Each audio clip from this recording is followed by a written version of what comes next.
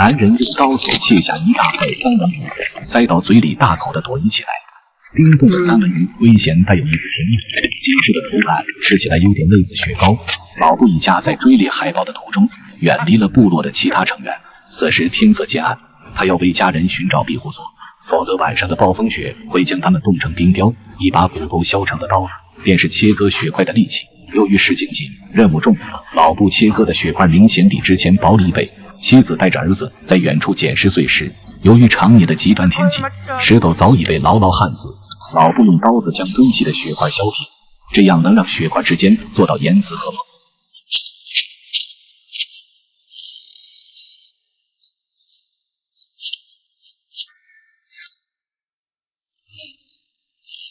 随后将随身携带的驯鹿皮卸下，由于天气太冷，他们已经等不到将雪屋封顶，只能用一些拼接的驯鹿皮盖在顶部抵御严寒，而驯鹿皮都是由妻子用针线缝合拼接而成，四处漏风肯定是无法避免。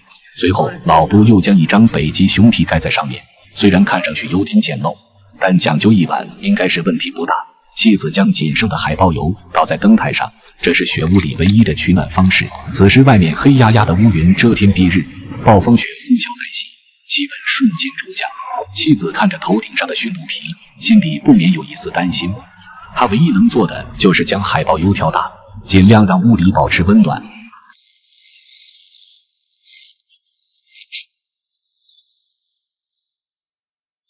将所有的工作干完后，妻子用雪块将雪屋封堵，用脚将所有的缝隙掩埋，随后熄灭油灯。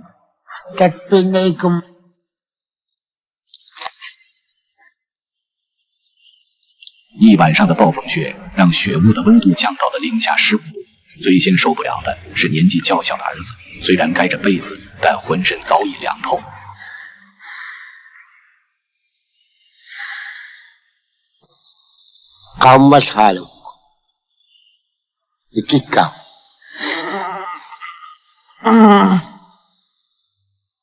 妻子将海豹油全部调开，暖和了之后便可以起床穿衣服。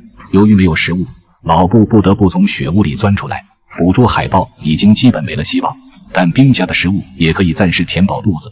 老布用骨头切开厚重的积雪，积雪下面便是冰层。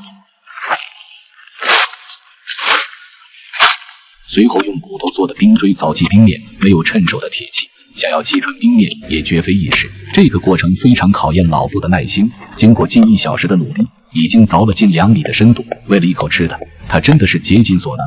随后又用锥子不断的敲击，终于将冰层击穿。在零下几10度的环境下，赤手接触冰冷的海水，在刺骨寒风的加持下，一旦处理不当，就有冻僵的风险。但老布对这一切似乎早已习以为常。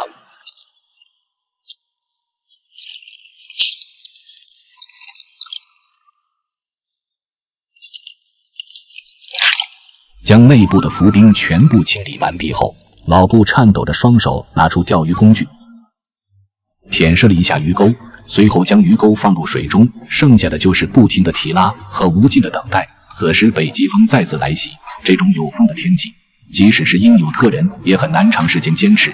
哼唱着太阳神之歌，或许能让身体有所缓解。哎呀呀呀呀！耶！突如其来的惊喜让老布瞬间精神了许多，随后插起收获的三文鱼朝妻子走去。老布在妻子面前炫耀自己的战果，并吹牛地说道自己绝对是捅了鱼窝。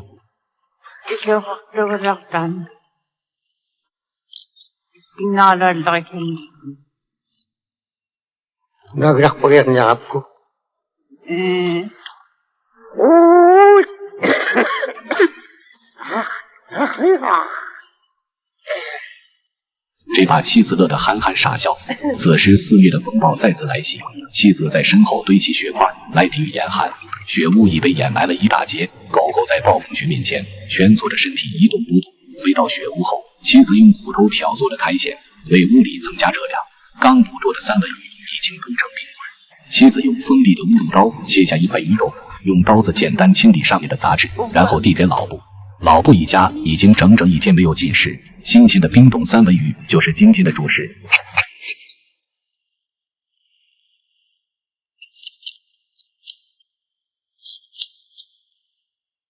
Kamu kita ya haluk. 三文鱼用来淬炼柔软的肉质，在冰冻的情况下显得格外紧实，微咸带有一丝甜味的口感，让饿了一天的肚子瞬间得到满足。吃完午餐后，老布拿来手帕擦手，可见老布也是个爱干净的人。